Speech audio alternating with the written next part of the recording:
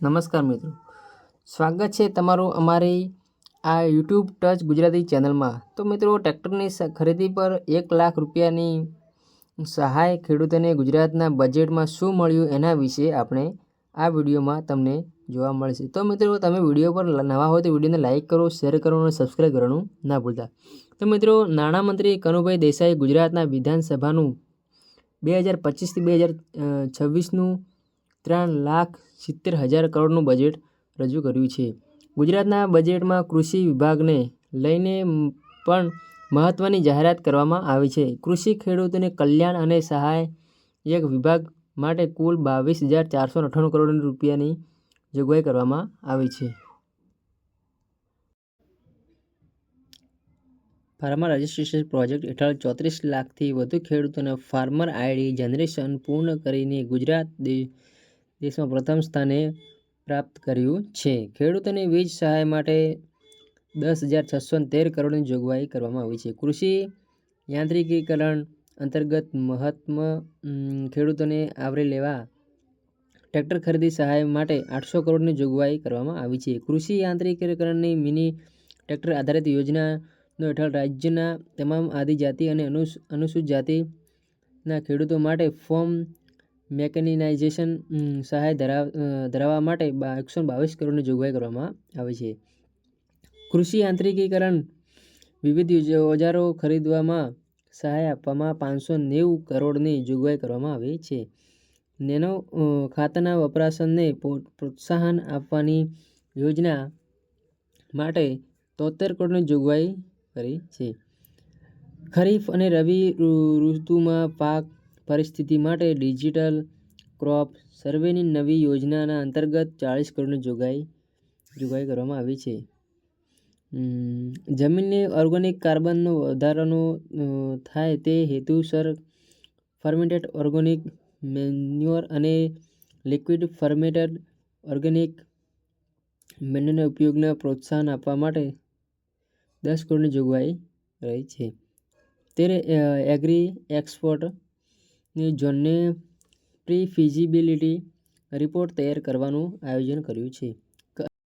કચ્છ, અમદાવાદ, જૂનાગઢ, વડોદરા, હાલોલ ખાતે 5 mega food પાર્કનું નિર્માણ કરવાનું આયોજન કર્યું છે। આ સાથે જ બાગાયતી ખાતાની યોજના માટે વાર્ષિક વિકાસ કાર્યક્રમ હેઠળ 605 કરોડની જોગવાઈ કરવામાં આવી છે।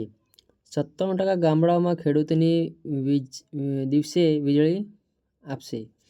રાજ્યનું બજેટ રજૂ કરતા સમયે નાણામંત્રી કનુભાઈ દેસાઈના જણાવ્યા અનુસાર જગતના તાત એવા ખેડૂતોને રાત્રે ખેતરમાં પાણી વાળવામાં ઝેરી જીવજંતુઓ તેમજ જંગલી પ્રાણીઓ ભય રહેતો હતો। આ મુશ્કેલીઓ અને રાતના ઉજાગરામાંથી મુક્ત કરવા દિવસે વીજળી આપવા કિસાન સર્વોદય યોજના અમલમાં મૂકી છે। આ યોજના હેઠળ રાજ્યના 16,683 એટલે કે 97% ગામડાઓમાં ખેડૂતોને દિવસે વીજળી આપવામાં આવશે।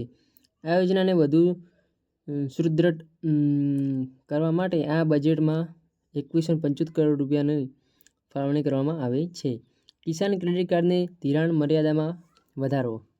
ખેડૂતોને આપવામાં આવતી નાણામંત્રી સહાય વિશે વાત કરતા નાણામંત્રીએ જણાવ્યું કે કેન્દ્રીય બજેટમાં કિસાન ક્રેડિટ કાર્ડમાં ધિરાણની મર્યાદા 3 લાખ રૂપિયાથી વધારી 5 લાખ રૂપિયા કરવામાં આવ્યા છે, જેનો સંપૂર્ણ રીતે અમલ કરવા માટે રાજ્ય સરકાર કટિબદ્ધ છે।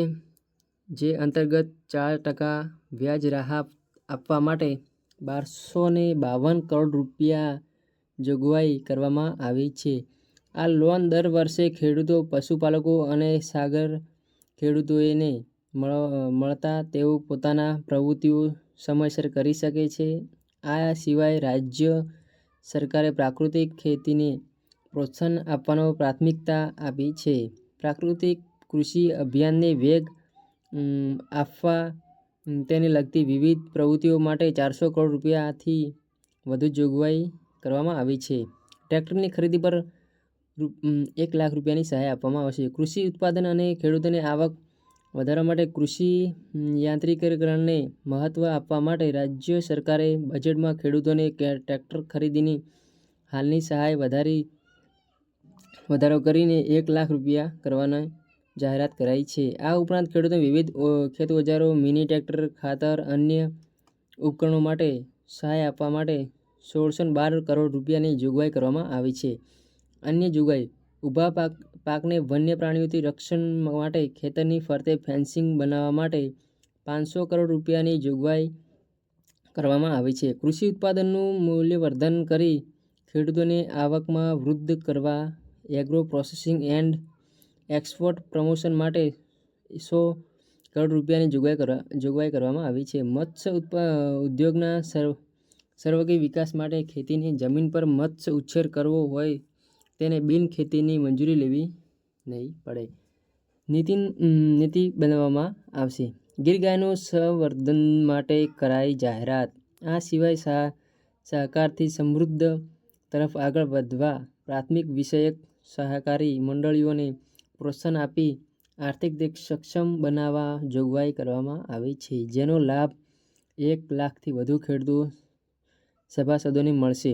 પશુપાલનથી દૂધ ઉત્પાદન દ્વારા લાખો ખેડૂત પરિવારોને પૂરક આવક થઈ શકે છે. ગીર ગાયનું સંવર્ધન, સંરક્ષણ અને આનુવંશિક ઓલાદ સુધારણા માટે પોરબંદર, ધરમપુર ખાતે વિવિધ અત્યાધુનિક સુવિધાઓ ઊભી કરવામાં આવશે. કૃષિ શિક્ષણ: રાજ્ય કૃષિ યુનિવર્સિટીમાં હેઠળ કૃષિ સંશોધન અને શિક્ષણની પ્રવૃત્તિઓ સઘન બનાવવા જામનગર ખાતે નવીન કૃષિ કોલેજ તથા થરાદ ખાતે કૃષિ ઇજનેરી કોલેજ સ્થાપના કરવામાં આવશે. કૃષિ યુનિવર્સિટીઓની માળખાકીય વ્યવસ્થા, વહીવટી અને સંશોધનના ખાસ કાર્યક્રમો માટે કુલ 1000 કરોડની જોગવાઈ કરવામાં આવી છે. પ્રાકૃતિક કૃષિ માટે 316 કરોડની જોગવાઈ કરાઈ છે. પ્રાકૃતિક કૃષિની વિવિધ પ્રવૃત્તિઓ માટે 316 કરોડની જોગવાઈ કરવામાં આવી છે. નેશનલ મિશન અને ઓન નેચરલ ફાર્મિંગ માટે 90 કરોડની જોગવાઈ કરવામાં આવી છે. રાજ્ય પ્રાકૃતિક કૃષિની વ્યાપ વધારવા ગૌ આધારિત બાયો ઇનપુટ યોજના હેઠળ 10 કરોડની જોગવાઈ કરવામાં આવી છે.